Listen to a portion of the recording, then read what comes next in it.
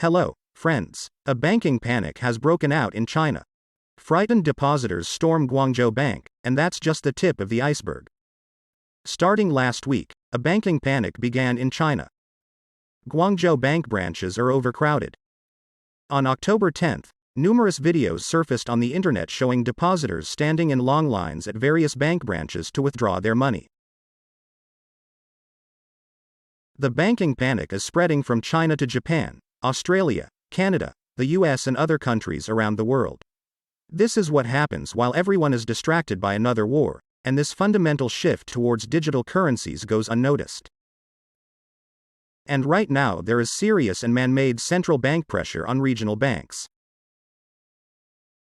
As we talked about in this video, from the central bank's report, I think we're going to see a wave of defaults of small, regional, and even large banks on a scale that we've never seen before. Even the Lehman Brothers in 2008 would seem like a children's fairy tale. In this video, I will explain and show you exactly what is going on and show you a video of the FDIC, the Federal Deposit Insurance Corporation, talking about the impending bust of the banks and what people should not know.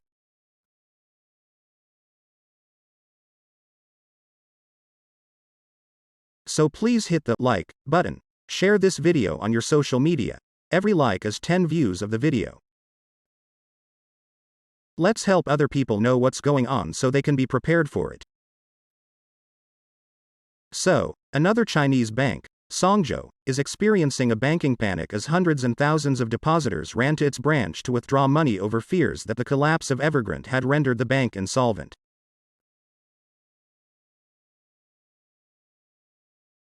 The lenders even showed this picture here of a pile of cash lying around to reassure people. But it didn't help. Evergrande, China's largest residential real estate operator, has $340 billion in debt. And Evergrande is much more than just Chinese banks, because it has a huge number of connections not only in China, but also, for example, in America. Many financial institutions, large organizations are associated with it.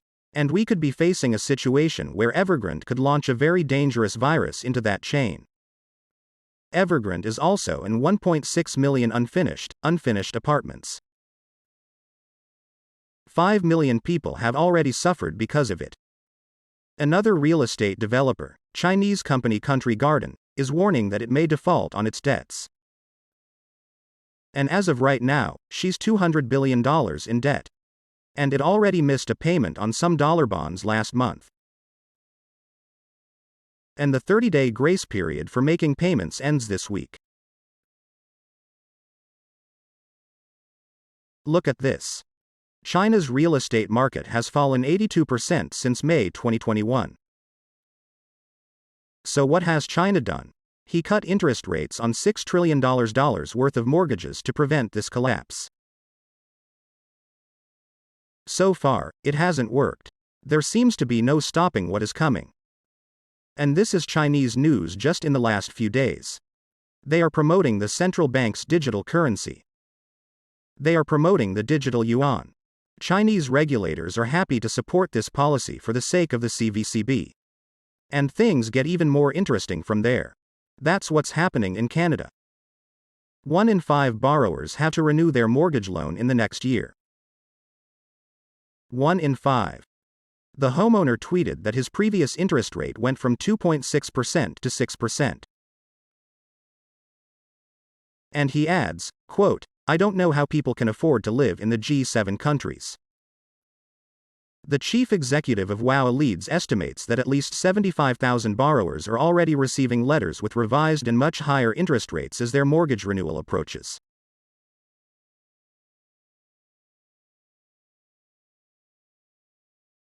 He also suggests that a jump in bond yields could add about $600 in monthly payments. Who can afford it? 2 out of 3 Americans, 2 out of 3 Canadians don't have $400 in the bank. How are they going to pay an extra $600 more a month? No way. We're going to see a big crisis in the Canadian real estate market. And while that's happening, here's what's interesting. Also, as in China, there is propaganda training of the population for digital currency. Canada's central bank says that the CVCB can overcome inclusion problems, and in general digital currency is so good, it solves all problems at once. It's the same in Australia. 1 in 5 borrowers are in the deepest hole. And that's what the Central Bank of Australia is saying as well. The CSEC is the future of money. Depositors' savings need to be tokenized and so on. Bottom line, the real estate market around the world is approaching a phase of big trouble. Regional banks are also approaching the stage of big problems. It will be a crisis of global proportions that no one is paying attention to right now. Everyone is paying attention to the war. But what happened, for example, in Japan on October 9th? The biggest failure in the Japanese banking system. Freezing 1.4 million transfers. It's not the sum of $1.4 million, but the 1.4 million individual transfers that got stuck in the system due to the glitch. The disruption affected 11 banks, which incidentally includes JP Morgan Chase Bank. And now look, Japanese banks will launch a digital currency backed by bank deposits, i.e. customer money. Also, Japanese firms will customize it to meet environmental safety and clean energy standards. What is also interesting is that the deposits will be tokenized. Remember when Citibank, for example, tokenized customer deposits? JP Morgan is getting ready to do the same. Now we have entire countries, Australia and Japan, claiming the benefits of deposit tokenization. Just look at it all and put 2 and 2 together. And here's what's happening in the United States of America. You and I have talked about banks having unrealized losses on $600 billion in bonds. But if you take the total amount of unrealized losses, it's $2.2 trillion. Only $1.5 trillion in commercial real estate needs refinancing as early as next year. Through 2027, that's $2.7 trillion. That is 10% of the entire commercial real estate market in America needs to be refinanced. And every commercial real estate building in America must be underwritten by a bank to get a new loan. But most of them won't qualify because of what's going on in the economy right now and because of the tightening of credit conditions that we've been talking about. And when they talk about commercial real estate, they don't just mean office buildings, it's apartment buildings, it's industrial facilities, it's anything that's considered commercial. Realize the magnitude of the problem we're facing, it's huge. But they know that. And it's the perfect scapegoat for them. The IMF's International Monetary Fund says weak banks could struggle in an economic downturn. So how many banks are at risk? It's probably just Silicon Valley Bank, First Republic, Bank of California, and other small regional banks that don't really affect most people. No. Here's what they're saying. About 5% of banks around the world are at risk if central bank interest rates remain as high as they are now. And here's what Jerome Powell of the U.S. Federal Reserve said on September 20th, which is 2 weeks ago: rates should stay high longer. So what happens if rates stay higher for even longer? Another 30% of banks, including the world's largest banks, will be at risk. So, 30% of banks around the world, not in the US, but generally across the planet, will be vulnerable if the economy experiences low growth and inflation remains high. That is, we will be in the process of stuckflation. Well, you see for yourself what's going on with energy prices right now, what's going on in Israel, what risks Iran and oil pose. This leads to high energy prices.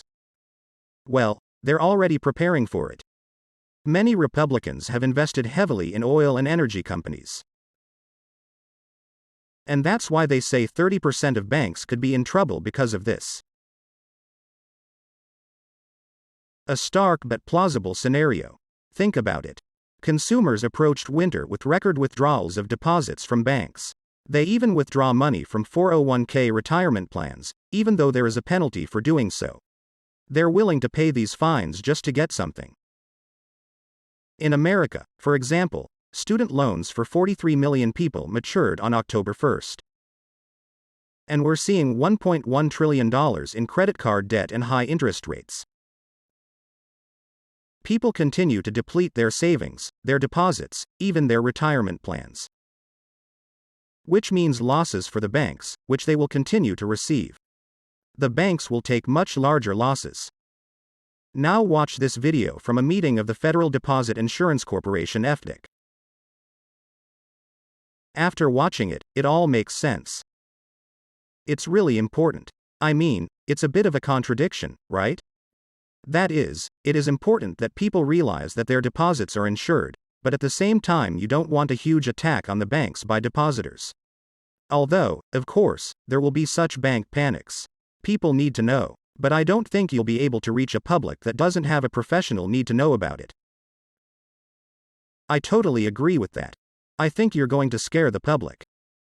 If you put it out publicly, they would ask, why are they telling us this? Maybe I should be concerned about my bank. For example, my insurance company doesn't tell me what it does with my assets. She just assumes that she will compensate me if the need arises. I think you have to think about the unintended consequences if you start being candid with a public that believes and trusts the banking system even more than the people in this room. So, there are select people who occupy the institutional side. If they want to understand it, they will find a way. There are a bunch of law firms in this room, a bunch of people who charge an hourly rate to explain all of this to them. And I don't have a problem with that. But I'd be careful not to have unintended consequences if we start telling the general public too much. Do you realize what's going on? Well, here's a scenario that I think is very likely. I think we may see a wave of bank failures around the world. USA, Australia, Japan, China, Europe, and so on. Consumers will then find themselves in a situation where the question arises, what do we do? How do we save ourselves? And then they'll say, here's your central bank account. You don't have to worry about liquidity problems or bank failures anymore. Everything will be kept at the central bank. And people will be happy. There's peace of mind, security. And then before you know it, that money that's stored in the central bank will be tokenized, it will become a digital currency. And they will tell us that this is environmentally better, this is faster, this is cheaper, less cost, and so on. And people will agree with that. The only question is how long it will take. And lastly, I'll show you that headline again. Biden is actually declaring war on all sorts of banks for hidden fees. What are these cans for? We only need a central bank, only tokenized deposits, only a central bank digital currency. At least that's what the government and the central bank itself think. Well, I think we're our own banks. And that's the opportunity Bitcoin has given us. My name is Rich and Sparing. See you in the new videos. I'll see you soon.